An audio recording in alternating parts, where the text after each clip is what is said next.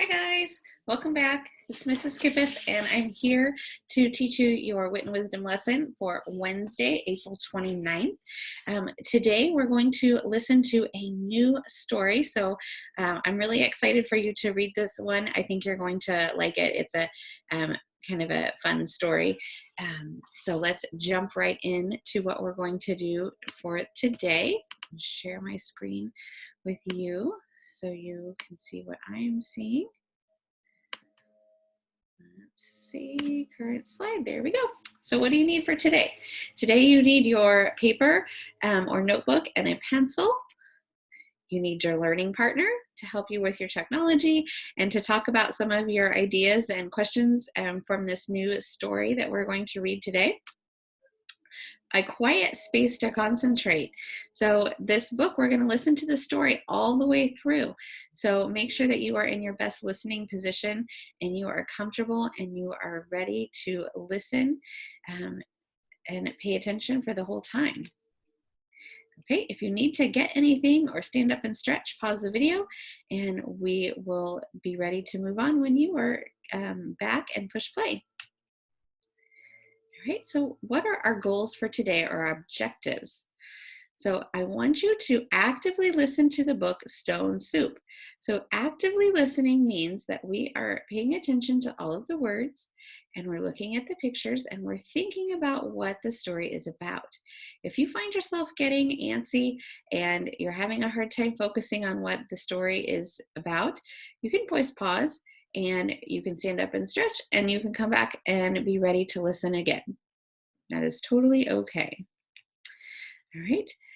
While we're listening, you guys are experts at noticing and wondering. So I want you in your notebook to make yourself a little notice and wonder chart. So you might want to jot down some things that you notice or wonder as you're listening to the story.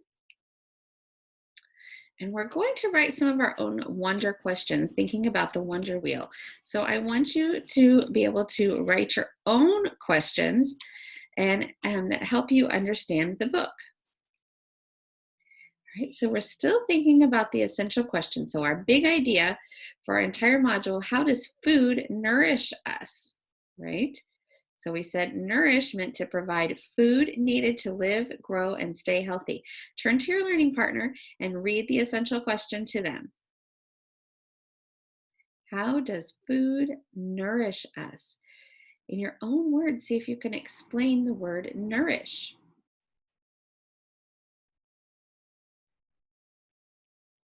So yesterday, I said we were going to start thinking about how does food nourish a community? Well, what is a community? A community is a group of people who share a connection, such as where they live or what they enjoy. So think about some communities that you might belong to. So turn to your neighbor and tell them, what are some communities? Talk about some communities that you might belong to. You might pause the video and do that for just a minute.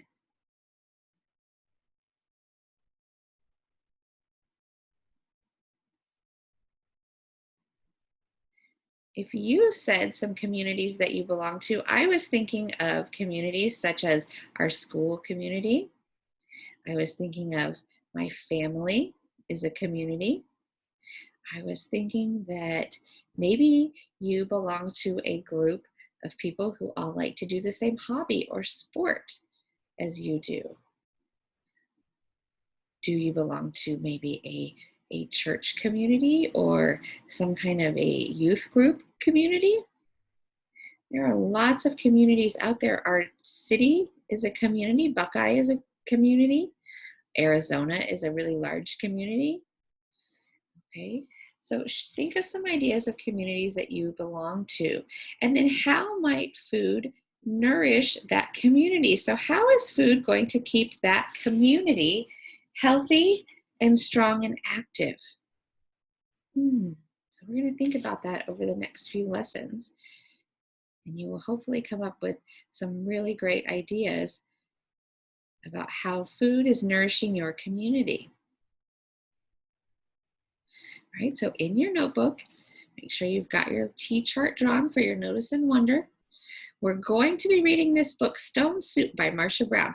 It's kind of long, so if you find yourself not being able to pay attention and you're not comfortable, pause the story, stretch out, shake out your wiggles, and then come back and be ready to listen. Okay, so this is an audio book, so let's see. I will play this for us. Here we go. Enjoy. Stone Soup by Marcia Brown. Stone Soup, an old tale, told and pictured by Marcia Brown. For my mother and father.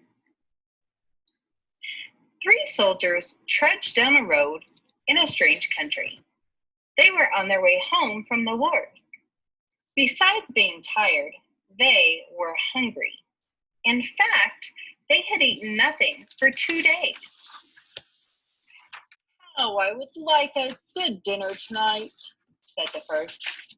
"And a bed to sleep in," said the second. "But all that's impossible," said the third. "We must march on." On they marched. Suddenly, ahead of them, they saw the lights of a village. "Maybe we'll find a bite to eat there," said the first. "And a loft to sleep in," said the second. "No harm in asking," said the third. Now the peasants of that place feared strangers. When they heard that 3 soldiers were coming down the road, they talked amongst themselves. "Here come 3 soldiers. Soldiers are always hungry, but we have little enough food for ourselves." And they hurried to hide their food. They pushed sacks of barley under the hay in the lofts. They lowered buckets of milk down the wells. They spread old quilts over the carrot bins. They hid their cabbages and potatoes under their beds. They hung their meat in cellars. They hid all they had to eat. Then they waited. The soldiers stopped first at the house of Paul and Francois. "Good evening to you," they said. "Could you spare a bit of food for 3 hungry soldiers?" "We have had no food for ourselves for 3 days," said Paul. Francois made a sad face. "It has been a poor harvest." The 3 soldiers went on to the house of Albert and Louise. "Could you spare a bit of food, and have you some corner where we could sleep for the night?" "Oh, no," said Albert. "We gave all we could spare to the soldiers who came before you." "Our beds are full," said Louise. At Vincent and Marie's, the answer was the same. It had been a poor harvest, and all the grain must be kept for seed. So it went through the village. Not a peasant had any food to give away. They all had good reasons. One family had used the grain for feed. Another had an old sick father to care for. All had too many mouths to fill. The villagers stood in the street and sighed. They looked as hungry as they could. The 3 soldiers talked together. Then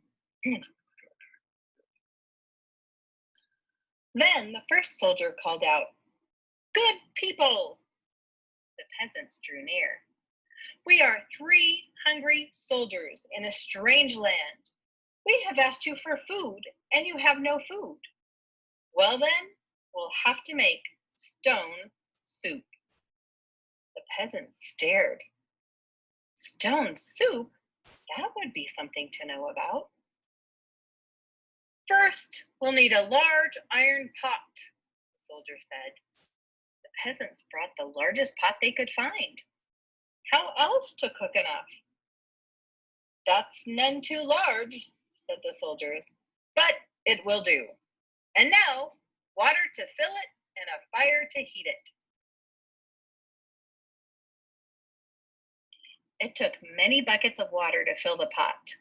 A fire was built on the village square, and the pot was set to boil. And now, if you please, 3 round, smooth stones. Those were easy enough to find. The peasants' eyes grew round, and they watched the soldiers drop the stones into the pot. Any soup needs salt and pepper, said the soldiers as they began to stir. Children ran to fetch salt and pepper. Stones like these generally make good soup, but oh, if there were carrots, it would be much better.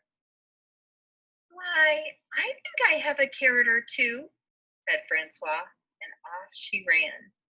She came back with her apron full of carrots from the bin beneath the red quilt. A good stone soup should have cabbage, said the soldiers as they sliced the carrots into the pot. But no use asking for what you don't have. I think I could find a cabbage somewhere, said Marie, and she hurried home. Back she came with 3 cabbages from the cupboard under the bed. If only we had a bit of beef and a few potatoes, this soup would be good enough for a rich man's table. The peasants thought that over. They remembered their potatoes and sides of beef hanging in the cellars. They ran to fetch them. A rich man's soup, and all from a few stones. It seemed like magic. Ah, sighed the soldiers as they stirred the beef and potatoes. If only we had a little barley and a cup of milk, this soup would be fit for the king himself. Indeed, he asked for such a soup when last he dined with us. The peasants looked at each other. The soldiers had entertained the king? Well, but no use in asking for what you don't have, the soldier sighed. The peasants brought their barley from the lofts. They brought their milk from the wells. The soldiers stirred the barley and milk into the steaming broth while the peasants stared. At last the soup was ready. All of you shall have a taste, the soldiers said. But first, a table must be set. Great tables were placed in the square, and all around were lighted torches. Such a soup! How it smelled! So good! Truly fit for a king. But then the peasants asked themselves, would not such a soup require bread and a roast and cider? Soon a banquet was spread and everyone sat down to eat. Never had there been such a feast.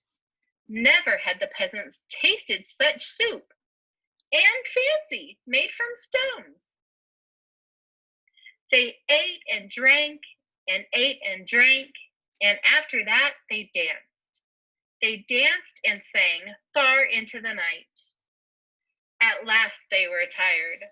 Then the 3 soldiers asked, is there not a loft where we could sleep?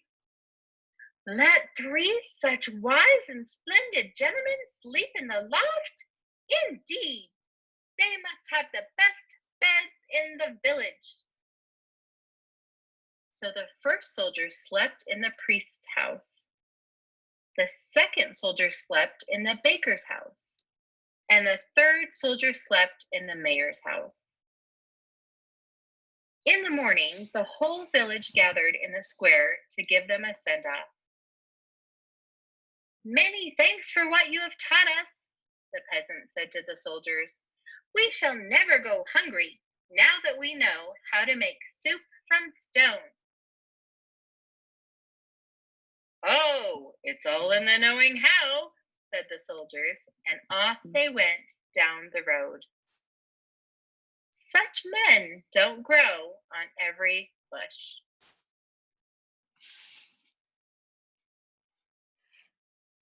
I hope you enjoyed reading Stone Soup with me. Now, I want you to think about what you noticed in the book. What did you notice about the soldiers or townspeople? What did you notice about the setting? What did you notice about the problem and solution? What did you notice about an illustration? Choose one or two of the questions on the slide and stop and jot in your journal or on your piece of paper. Please pause the video while you stop and jot.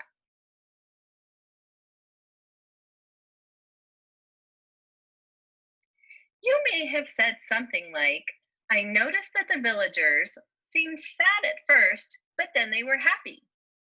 Or you may have said, I noticed that the soldiers were working with the villagers. Whatever you wrote is fantastic, and I wish I could hear it. What are you wondering about?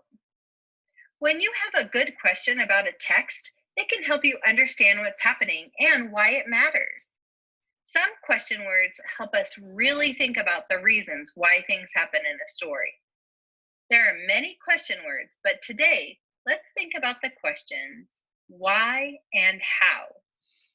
Why and how are two good thinking questions. Pause the video and write a why question and a how question.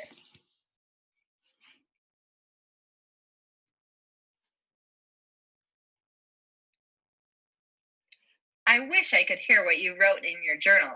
I'm sure it was great. And I love wonder questions. Here's an example of my question. Why did the soldiers suggest to make stone soup? Had they made it in other places before? And how did they decide to use stones? Take a moment to pause the video and share your questions with your learning partner now.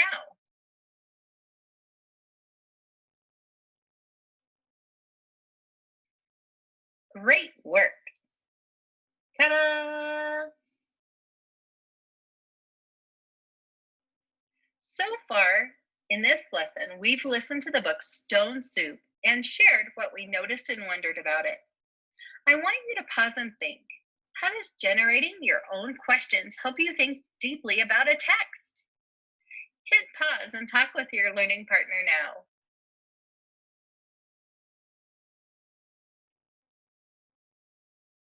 Did you talk about how asking questions can help you figure out what you want to know even more about? I find that when I ask questions, I notice details that maybe I didn't even see at first. I had such a great time reading Stone Soup with you in this lesson. In the next part of the lesson, we'll practice asking questions about a painting.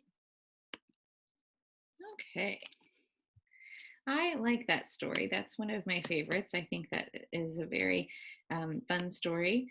And we learned about the community that the people were living in and how they kind of all transformed or changed just a little bit by the end of the story. When it came to helping the soldiers, they didn't even know they were helping the soldiers and nourishing their community at the same time as they all put their ingredients together to make their soup. So let's think back to what we talked about today. Were you able to actively listen to the entire story? I bet you were. I think it's a good story, so it kept me engaged the entire time. Did you add to your notice and wonder chart? So as you were reading, did you come up with some ideas that you noticed or wondered about in the story, maybe about the illustrations or the characters or their problem? Do you think that writing your own wonder questions, so not without the teacher or myself explaining to you what was happening in the story, if you come up with your own questions, did it help you better understand the story? Once you write that question down or you say it out loud and you think about it a little bit more, sometimes the answers kind of pop out to you, or you might go back and look at the story and then it helps you understand your answers a little bit better.